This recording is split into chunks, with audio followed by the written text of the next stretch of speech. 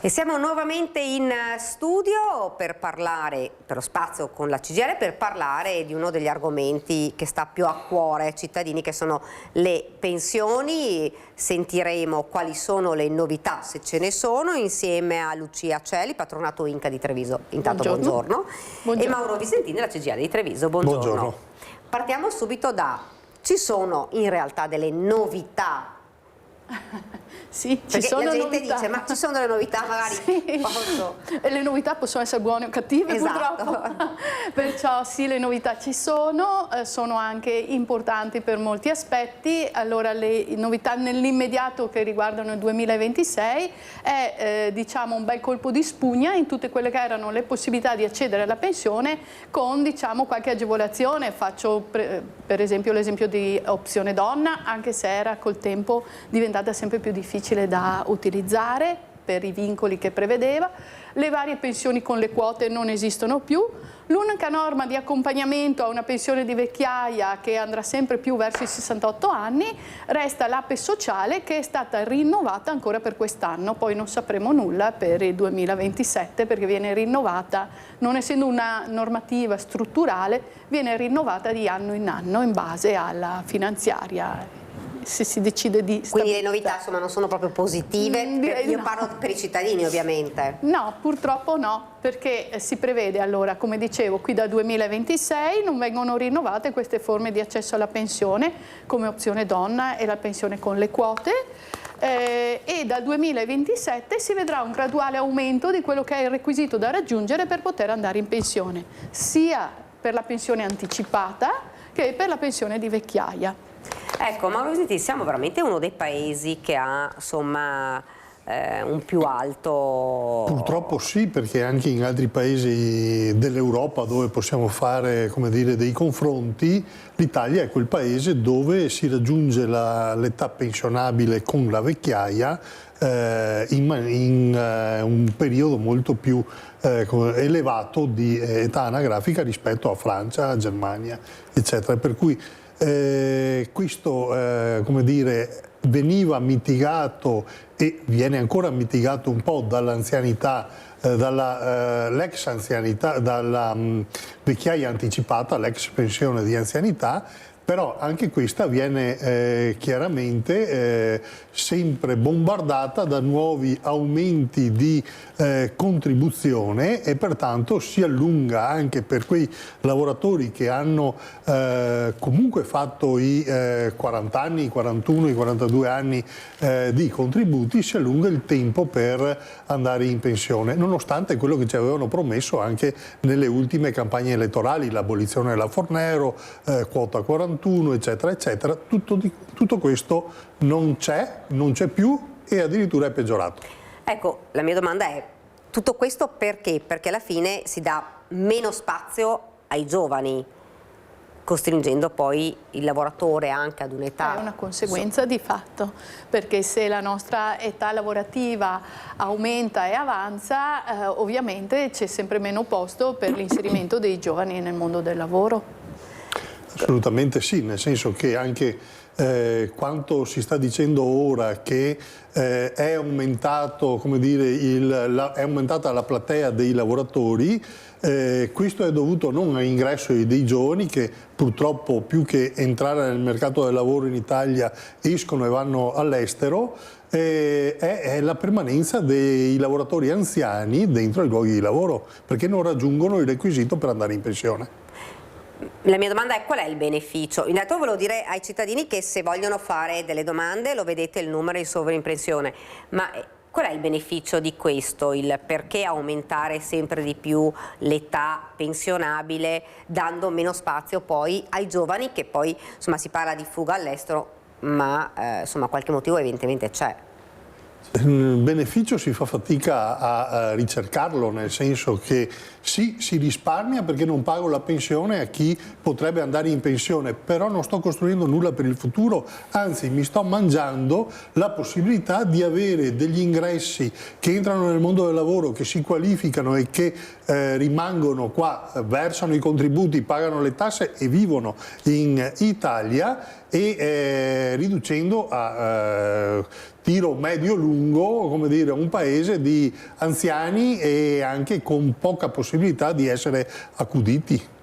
Ecco, fra l'altro, come ci dicevi prima tu, hanno anche eliminato la quota donna, sì, alcune possibilità, diciamo. Diciamo che chi ha maturato il requisito entro il 2025 lo può ancora utilizzare, ok? Anche per gli anni futuri, però diciamo che queste normative sono state via via sempre più rese inaccessibili. Faccio un esempio: l'opzione donna, mentre prima era puramente una scelta, e lo rimane tuttora per chi ha raggiunto il requisito entro il 2021, però voglio dire, sono passati 5 anni, chi aveva i 35 anni nel 21 ne ha 40 adesso, oramai voglio dire si fa sempre meno più interessante utilizzarla, però diciamo che comunque fino al 2021 l'opzione donna era una scelta di dire rinuncio magari a una parte della mia pensione, perché ricordiamo che il calcolo è puramente contributivo, riduco la mia pensione, però accedo alla pensione prima.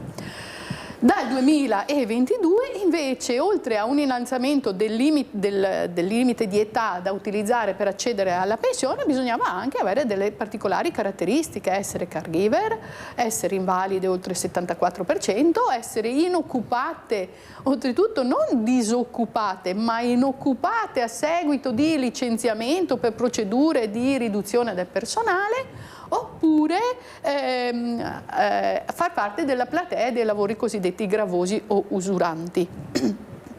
E di pari passo le pensioni con le quote, siamo partiti con quota 100, che era interessante, e lì o aggiungi l'età o aggiungi il contributo, siamo arrivati a una quota 103 che voleva 41 anni di contributi, voglio dire poco sconto per le donne che vanno con 41 e 10, ma oltretutto, per farti passare ancora di più la voglia di utilizzarla, l'hanno trasformata in un calcolo puramente contributivo come l'opzione donna.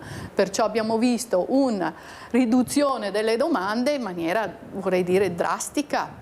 Un altro esempio sulle modifiche può essere la tanto utilizzata computo in gestione separata. Il computo in gestione separata è una norma molto particolare e posso dire anche poco conosciuta.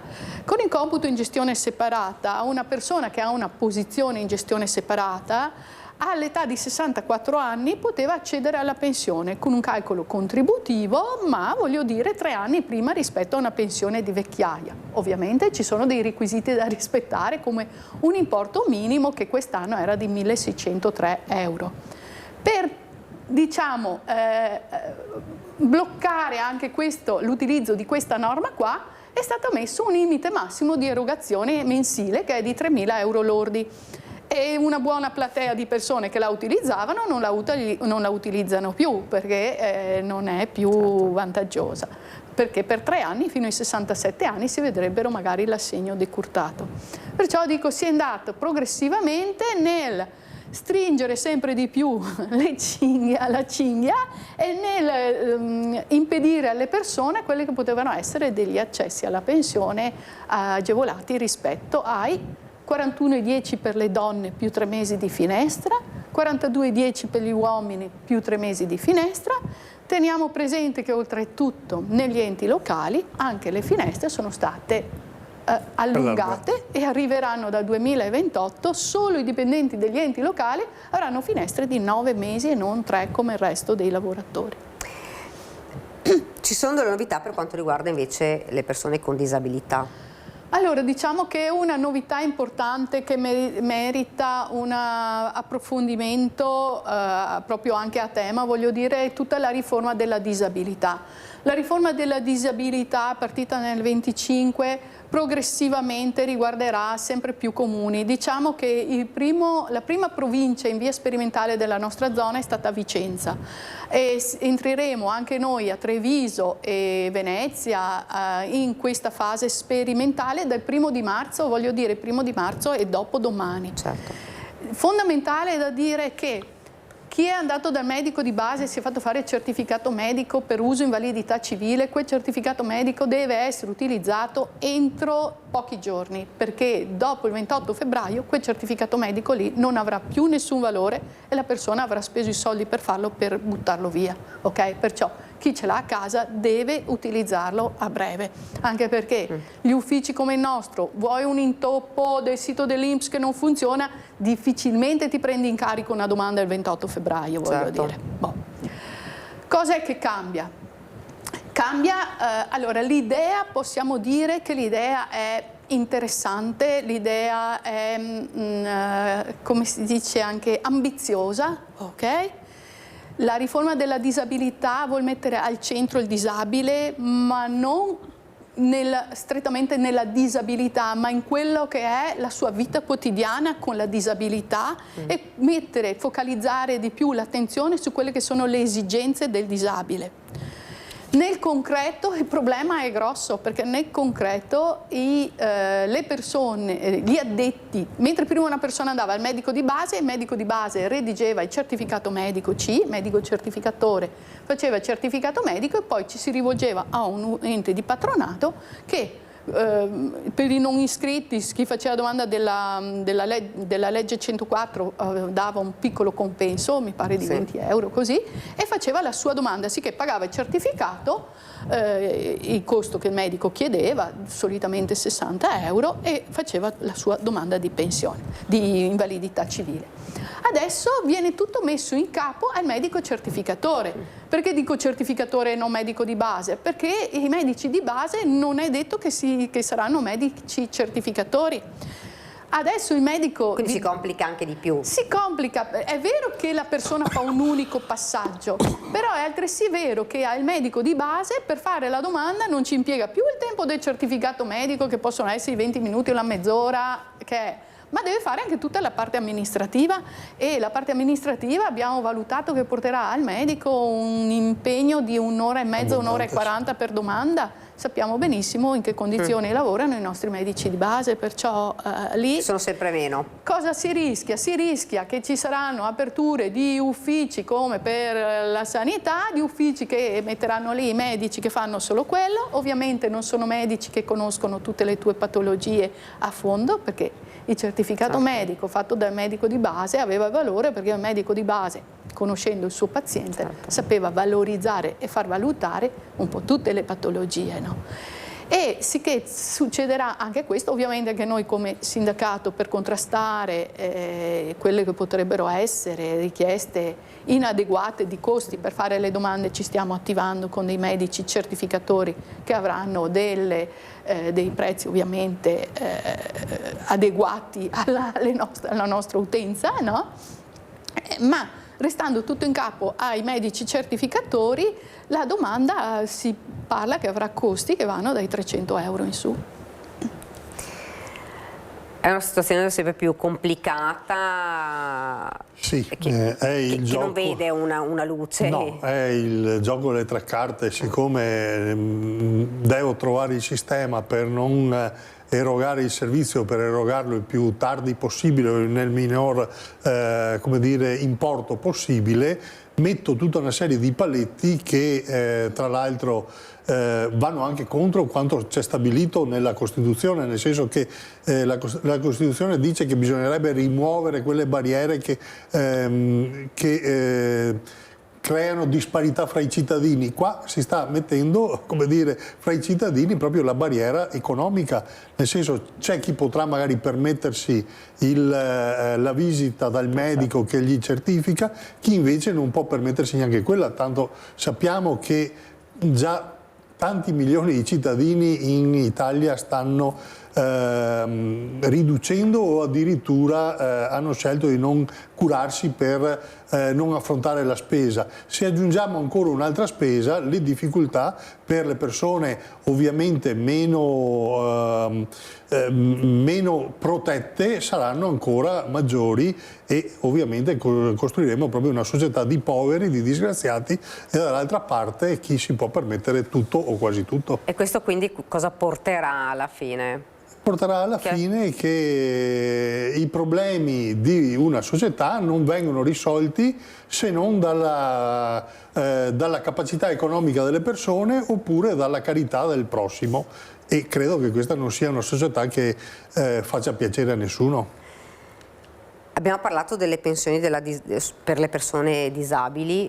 Ci sono altre cose poi riguardo a questo? Allora, Per informare pienamente? Beh, diciamo che una buona consulenza in caso, ecco, quello che noi perdiamo nel magari anche non ricevere più le persone per le domande di invalidità civile è anche una parte molto importante della consulenza, perché poche persone sanno che con una invalidità civile si può anche ottenere una pensione di vecchiaia anticipata che non è a 67-68 anni, ok? Parliamo anche di 10 anni prima. Esiste anche la possibilità di avere un assegno ordinario di invalidità che è sempre una pensione legata all'invalidità della persona. Quello che a noi preoccupa di più è proprio di non poter offrire ai cittadini questa forma di consulenza che riporterebbe magari a una soluzione anche vantaggiosa sotto l'aspetto previdenziale. Poche domande quindi, perché...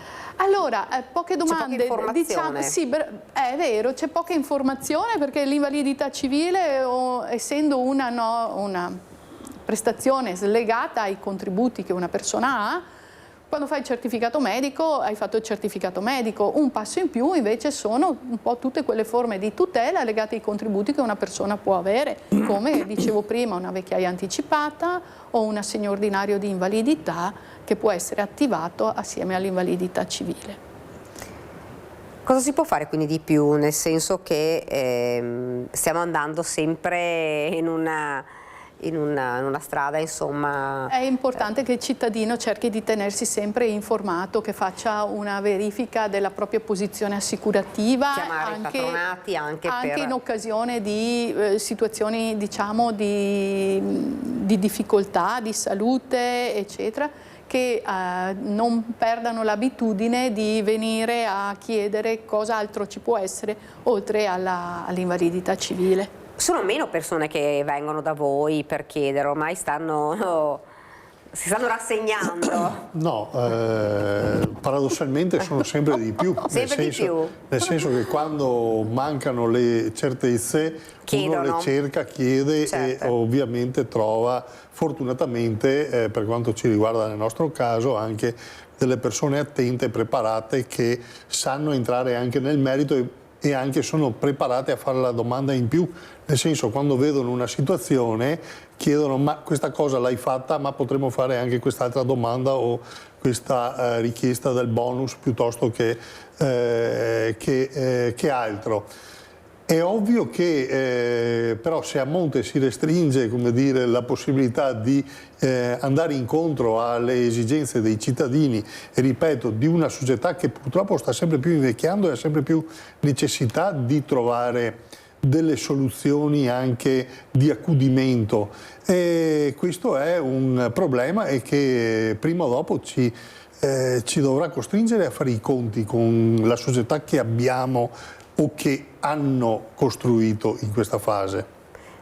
Prospettive quindi quali sono? Cosa può fare? Cosa si può fare anche come CGIL? Beh, cosa fa la CGIL? La CGIL è come dire, e noi non demordiamo, nel senso che quando c'è un diritto da rivendicare noi pensiamo che valga la pena a rivendicarlo sempre e anche quando le possibilità di riuscita non sono del tutto favorevoli.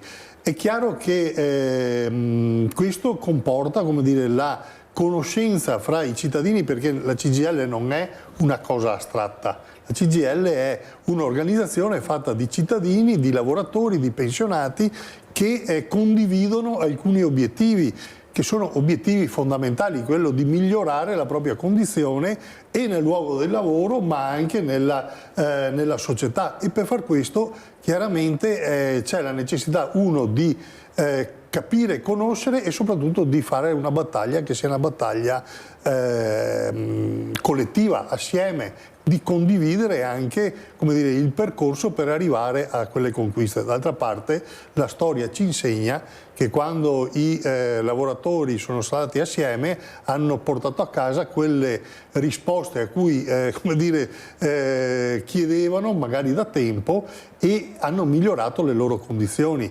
Adesso siamo in una fase dove più che raggiungere obiettivi di conquista, si devono difendere alcune conquiste fatte nel tempo. Però noi pensiamo che oltretutto non solo valga la pena, sia una questione che non ci permette di non fare così, insomma non possiamo tirarci indietro di fronte alle ingiustizie e di fronte alla necessità di tutela dei lavoratori e dei pensionati. Prima dicevi promesse che non sono state mantenute per quanto riguarda pensioni. Beh sì, se qualcuno va a rivedersi anche utilizzando, così vi faccio pubblicità, il sito di Antenna 3 e va a rivedersi magari qualche puntata delle trasmissioni fatte per informare i cittadini da parte di alcuni esponenti politici prima delle elezioni, se qualcuno non se lo ricorda le vada a vedere, là si diceva che quota 40 era una quota invalicabile, che la Fornero doveva essere demolita, che gli stipendi dovevano essere innalzati, che le aliquote dovevano essere tolte, le accise, scusate, dovevano essere tolte. Tutto questo è successo? Io credo di no, a meno che non viviamo in due mondi paralleli. Questo è 2026, 2027 aumentano i dolori. Non c'è niente di positivo. Allora, nel 2027 riprende quell'adeguamento del requisito pensionistico sia anticipato che di vecchiaia all'incremento dell'aspettativa di vita. Questo cosa vuol dire, giusto per far capire? Allora, questa cosa è nata nel 2011 con la riforma Fornero, ok? Dove il requisito pensionistico, che allora era i 40 anni, parliamo del 2011, no? Veniva incrementato ogni 2 anni man mano che la nostra aspettativa di vita aumentava. Tant'è che la pensione di vecchiaia per gli uomini, che era 65, pian piano ha cominciato anche quella a aumentare, perché si parla di un incremento del requisito sia di anticipata che di vecchiaia. Dopo il Covid, questo, siccome la nostra aspettativa di vita ai noi si è fermata, questo incremento è rimasto fermo per un po' di anni. Dal 27 ricomincerà il suo lento a incrementare, sicché dal 2027 avremo le donne che andranno in pensione con 41 anni e 11 mesi di contributi più 3 mesi di finestra, o in alternativa in vecchiaia a 67 anni e 1 mese. Per gli uomini sempre 67 anni e 1 mese la vecchiaia, ma l'anticipata un anno in più, hanno sempre avuto un anno in più, cioè 42 anni e 11 mesi. Dal 2028 si aggiungono altri 2 mesi, perciò diventano per le donne 42 e 1 mese più 3 mesi di finestra, per gli uomini 43 e 1 mese più 3 mesi di finestra. L'età della vecchiaia diventa 67 e 6 e 3. Dopo diventa 67,6 nell'anno successivo e così via, senza un'apparente sosta. Si parlava anche con alcuni medici che vediamo in ufficio e diceva sì, è vero che la vita aumenta, ma non aumenta la vita sana. Viviamo di più da vecchi, ma la vita in cui tu puoi goderti la pensione cala continuamente. E dobbiamo pensare che in alcuni settori anche l'incremento di 1 mese può voler dire 1 anno di lavoro in più. Faccio un esempio. Se noi siamo nella scuola, i dipendenti della scuola, i dipendenti di ruolo della scuola vanno in pensione tutti solo e esclusivamente il 1° settembre dell'anno scolastico. Il requisito lo deve maturare tra il 1° gennaio e il 31 dicembre, perciò in alcuni casi diciamo hai anche una riduzione del certo. requisito se sei nato dopo settembre, puoi comunque andare in pensione o se fai 41 anni e 10 mesi a ottobre, novembre o dicembre puoi comunque accedere alla pensione a settembre. Ma io oggi ho visto 2 insegnanti nate a dicembre del 60, non vanno nel 27, vanno nel 28. Perché se sono 67 e 1 mese, scavalca di 1 anno. Esatto. Anche chi è nato il 30 dicembre, invece, chi è nato il 1° gennaio invece che il 30 dicembre, voglio dire, no? Perché con questo incremento poi si sposta tutto più avanti. Allora, adesso c'è la pubblicità, subito dopo magari affronteremo anche la questione dei lavori usuranti, quindi per capire chi magari invece potrà andare in pensione. Lo sconto. Esatto, avere questo sconto. Non oso parlarvi quindi a questo punto del 2029, perché se no. E poi parleremo anche del fatto delle prospettive dei giovani, il giovane che si laurea, quindi andrà a lavorare a un'età media più alta. Cioè questo la pensione la vedrà probabilmente quando andrà in casa di riposo. Sì. Esatto, quindi pubblicità, poi torniamo nuovamente in studio.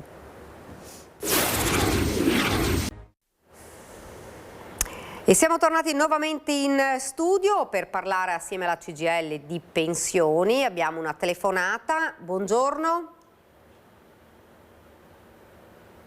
Pronto? Vediamo se la signora, buongiorno. Non si sente. Niente, aspettiamo allora che la signora richiami, quindi noi continuiamo a parlare di pensioni e prima parlavamo di giovani che insomma si approcciano all'università, quindi comunque iniziano a lavorare in un periodo, insomma, un'età un po' più avanzata rispetto forse a prima. E allora, questo diciamo cosa? Ecco. Abbiamo una legge che noi magari abbiamo un po' sottovalutato, che è la legge conosciuta come legge Dini, ovvero la 335, è del 1995. La legge 335 del 95 è un vero e proprio spartiacque tra due sistemi pensionistici differenti. Ovvero chi ha contribuzione anche una sola settimana, un giorno di lavoro ante 31/12/95 appartiene a un sistema di accesso e di calcolo misto, chi ha tutta la contribuzione dopo il 96 come è per i giovani appartiene a un sistema di calcolo puramente contributivo. E qua le cose cambiano, ok? Cambiano perché diciamo che c'è una disparità tra i due sistemi pensionistici e faccio un esempio. Mettiamo che io sono una donna e arrivo a 67 anni, ho lavorato 20 anni e la mia pensione al calcolo è di 400 euro mensili. Facciamo questo esempio qua. Se io appartengo al sistema misto, posso ottenere rispettando i redditi coniugali, posso ottenere una integrazione a trattamento minimo che porta la mia pensione a 600 euro al mese. Se io non ho contribuzione ante 96, non solo non ho diritto all'integrazione, ma non vado nemmeno in pensione. Perché per poter accedere alla pensione io devo anche raggiungere un importo soglia stabilito per legge. Allora, i puri contributivi si svincolano da questo importo soglia solo all'età di 71 anni attuali e anche questi 71 sono indicizzati. Il sistema però dà anche l'opportunità di accedere alla pensione 3 anni prima rispetto alla vecchiaia, a 64 anni. Se si hanno almeno 20 anni di contributi e qui si deve rispettare un importo soglia che è di circa 1.600 euro al mese. Pertanto i meccanismi, anche alcune cose che nel misto potevano essere vantaggiose, faccio un esempio, un riscatto laurea, nel sistema misto poteva rendere bene anche economicamente, nel contributivo ci sono 1000 dubbi perché non ha costi magari eccessivi, però essendo di costi tutto sommato contenuti come il riscatto agevolato che costa 6.300 euro all'anno, costi contenuti però non mi integrano, non mi aumentano l'importo della pensione in maniera adeguata, voglio dire, conveniente, e nella maggior parte dei casi nemmeno mi mandano in pensione prima perché anche con riscatto laurea non riesco a raggiungere quello che in futuro sarà un requisito, ad esempio per gli uomini parliamo di 2040, dove si serviranno 44 anni e 2 mesi di contributi per poter accedere a una pensione anticipata, voglio dire, è complicato il discorso.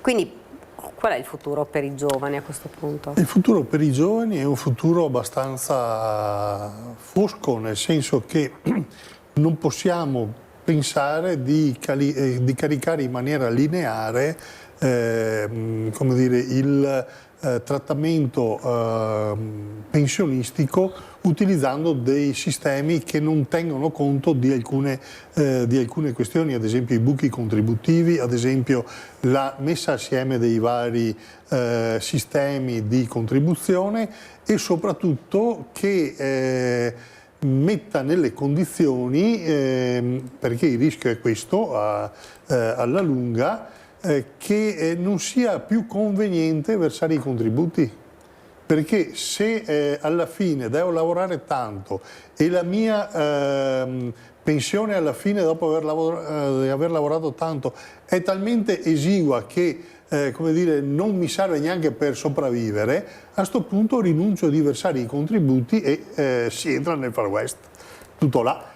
Questo è uno dei temi che noi abbiamo posto in maniera precisa, chiedendo che siano riconosciute dei versamenti contributivi di garanzia proprio per quei giovani e quelle persone che magari hanno lavori saltuari, lavori poco pagati, eccetera, e che non riescono a mettere insieme neanche la contribuzione minima per poter accedere alla pensione alla fine. E poi un'altra domanda, però prima c'è una telefonata. Sì. Buongiorno. Sì, buongiorno, mi chiamo Walter, sono qua nella provincia di Treviso, però lavoro anche all'estero. Sì, in Germania praticamente faccio la stagione. E adesso lì in Germania mi stanno già pagando, io sono del 59, no? Mi stanno già pagando circa 300 euro per le stagioni che ho fatto. Adesso che dal 1° marzo compio 67 anni, dovrei avere anche quella italiana. E qui in Italia ho circa 12 anni con servizio militare, naturalmente.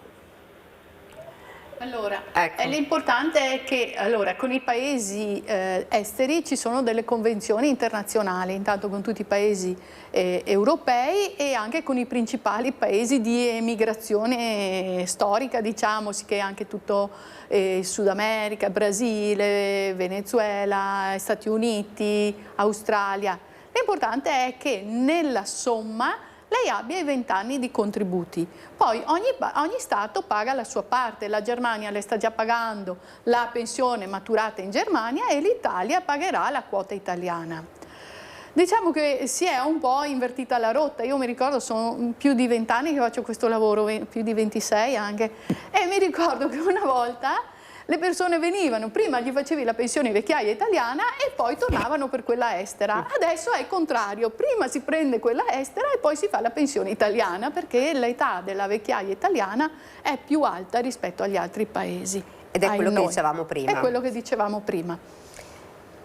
Ecco, a posto, quindi insomma, questa era la domanda ed è quello di cui parlavamo prima, nel senso che all'estero la situazione è diciamo più positiva rispetto a livello pensionistico rispetto all'Italia. Se posso fare un esempio che potrebbe anche essere una dritta per le persone che ci ascoltano. Se i lavoratori i ragazzi che hanno studiato e che hanno svolto attività di lavoro in paesi come la Germania e l'Inghilterra, si vedranno nel momento in cui fanno una domanda di estratto conto internazionale per vedere in Italia i contributi esteri, si potranno trovare accreditati gratuitamente, okay, e non a pagamento come qua in Italia, i periodi di studio successivi ai 18 anni di età. Quindi faccio un esempio, io sono un laureato, vado a lavorare in Germania e lavoro un paio di anni in Germania, dopo torno in Italia perché magari mi si offre un'opportunità. Faccio una domanda di estratto conto internazionale, un'apposita procedura che si fa nel sito dell'INPS, e la Germania ti riconoscerà non solo i 2 anni di lavoro, ma anche i periodi di studio. Ecco, questa è già una cosa, assolutamente una cosa positiva. Cioè, diciamo che prima di pagare un riscatto laurea, se una persona ha fatto un'esperienza all'estero, è meglio che prima faccia questa verifica qua, perché potrebbe star buttando dei soldi, voglio dire, ecco. O che vada a fare un'esperienza all'estero. Potrebbe essere un suggerimento, i paesi Inghilterra e Germania. Ecco, ne parlavamo prima dei giovani e del fatto, ne parliamo spesso, i giovani che vanno all'estero a lavorare, le condizioni insomma, nonostante tutto sembrano migliori. Alcune volte si dice, noi abbiamo avuto qua proprio una ragazza che lavora in Australia, è giovanissima, è andata in Australia senza avere una laurea, adesso lavora a un ruolo anche di vertice, è riuscita a comprarsi una casa, una macchina. C'è una situazione, e quando si parla di fuga di giovani all'estero è anche questo.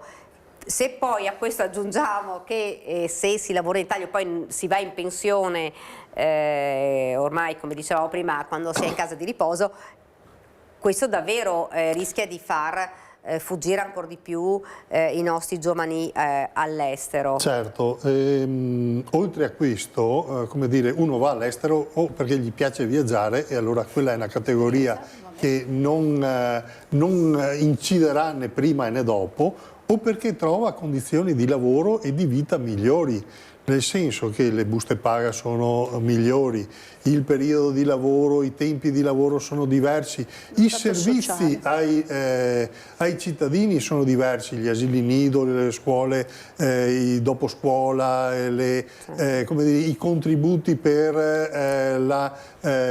pagare la scuola ai figli, eccetera, sono diversi, lo stato sociale, la sanità magari è diversa. Ecco, tutte queste situazioni, come dire, che comunque erano un fiore all'occhiello per il nostro paese, un po' alla volta sono state degradate proprio perché non si è voluto investire in quella direzione, perché si è pensato che fosse solo un costo.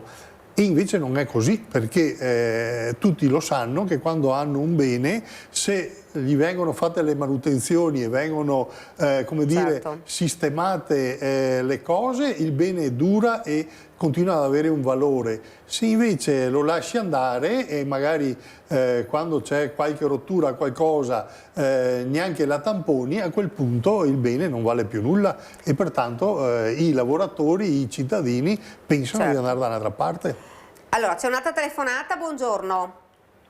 Buongiorno, io sono Sergio dalla provincia di Padova. Buongiorno. E sono un lavoratore metalmeccanico e sono anche disabile. E quest'anno nel 2026 maturo 41 anni di lavoro e posso aggiungere praticamente 2 anni di disabilità. E vorrei sapere se vengo penalizzato sul piano economico oppure se la mia pensione effettivamente sarà come quelli che escono con l'età piena a 43 anni. E sono anche un lavoratore precoce perché ho iniziato a lavorare presto. Allora, anche qua bisogna fare un distinguo, si torna sempre al 1995 e al cambiamento del sistema di calcolo della pensione. Tutte le maggiorazioni di qualsiasi natura esse siano, che si collocano ante 31/12/95, assumono anche un valore economico. Faccio un esempio: se io ho 5 anni di contributi al 31/12/95 e la maggiorazione di un quinto o un mezzo, perché dipende dal tipo di attività svolta, nel caso del signore è di un sesto nel suo caso, quell'incremento mi amplia il periodo da valorizzare economicamente, perciò mi aumenta anche la pensione. Tutto questo viene meno se la mia maggiorazione si colloca dopo il 96. Dal 96 in poi, di qualsiasi natura sia la mia maggiorazione, non ha un valore economico, perché il calcolo viene fatto col sistema contributivo e il sistema contributivo prenderà il suo reddito annuo, lo rivaluta portandolo al potere d'acquisto attuale, stabilito dalla legge, con gli indici di rivalutazione stabiliti dalla legge, e si accantona il 33%.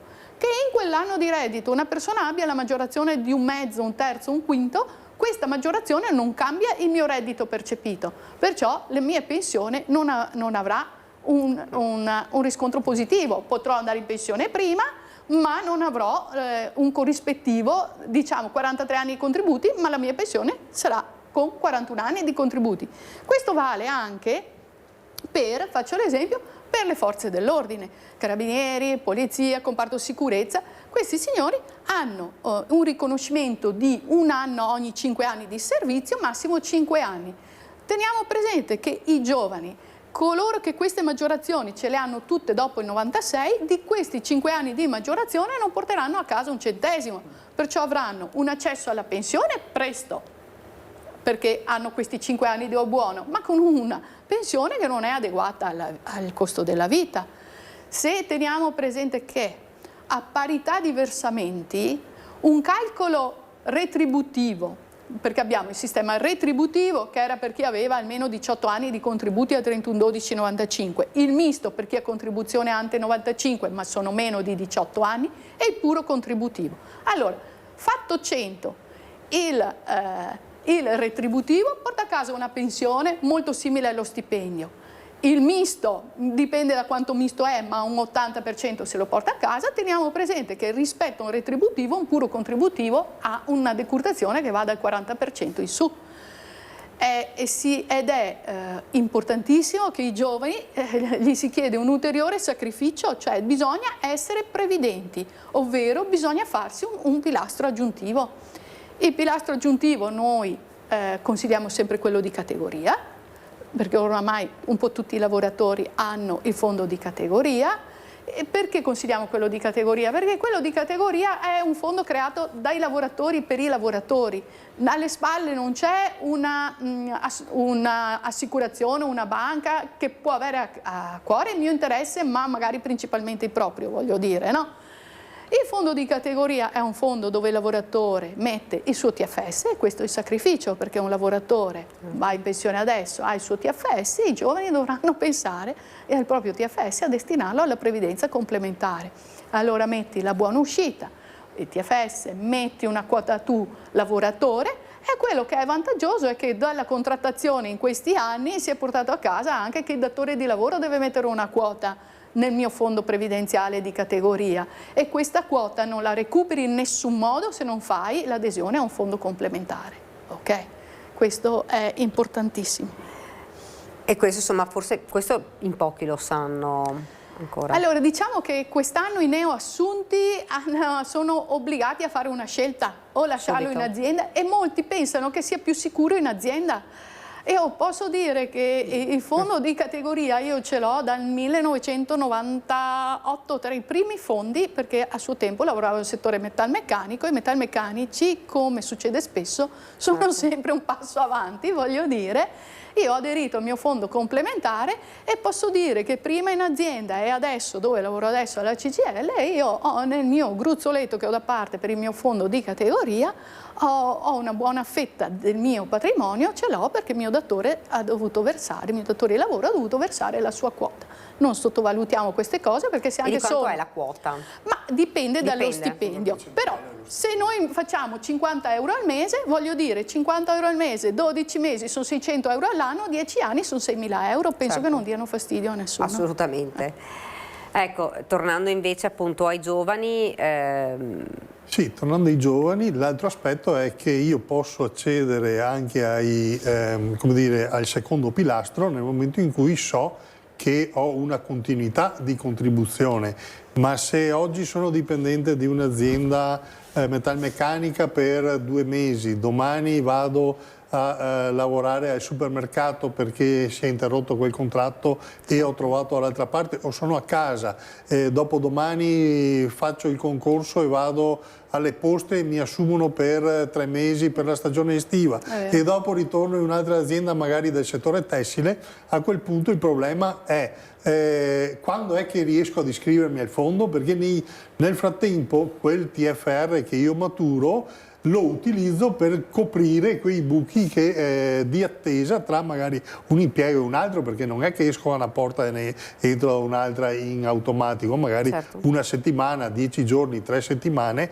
rimango a casa e in quel caso devo in qualche maniera far fronte. Per cui i giovani vanno considerati, vanno trattati bene e bisogna pensare a costruire un futuro lavorativo che garantisca i giovani, perché se no i giovani fanno quello che hanno fatto i nostri padri, i nostri nonni prendono la valigia e vanno da un'altra parte, perché così hanno fatto prima, fino a quando non hanno costruito una modalità in cui in questo paese valeva la pena di star qua e di lavorare, e adesso mi sembra si stia ritornando a quel periodo, per cui l'attenzione dovrebbe essere puntata là, invece non è così. Abbiamo parlato di lavori usuranti, perché si dice appunto se ci sono lavori usuranti ovviamente l'età pensionabile è... Allora, i lavori usuranti diciamo che si fanno ancora una vecchia legge che ti permette di accedere alla pensione con le quote di contributi e età, ok? Ma la norma più conosciuta sui lavori usuranti, crea anche un po' di confusione, è il precoci, no? Ovvero tutte quelle persone che al compimento del 19° anno di età hanno almeno un anno di contributi possono accedere alla pensione, invece che col requisito di uomini 42 anni e 10 mesi è quello che sarà in futuro, e donne 41 e 10 con 41 anni di contributi. Requisito unificato uomini e donne. Allora diciamo che per un uomo è una riduzione di quasi 2 anni. Per una donna la riduzione di questi 10 mesi spesso e volentieri non è usata, perché è tempo che fai la domanda, che l'INPS risponda e ti dica di sì, fai preavviso in azienda, i 10 mesi te li sei anche bruciati, voglio dire. Comunque per quanto riguarda i lavori usuranti e gravosi, da quello, adesso stiamo aspettando le circolari INPS, ma sembra che questi non abbiano per il momento incrementi sul requisito dei 41. Quindi anche in questo caso... Restano fermi a 41. Restano fermi a 41. Per ora sembra proprio di sì.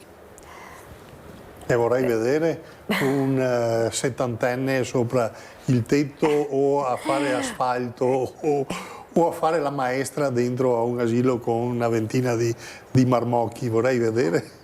Beh, una nota forse potrebbe meritare il discorso dell'APE sociale, che è l'unica norma, come dicevo prima, che è rimasta in piedi come avvicinamento, come diciamo, io lo chiamo sconto di pena, ok?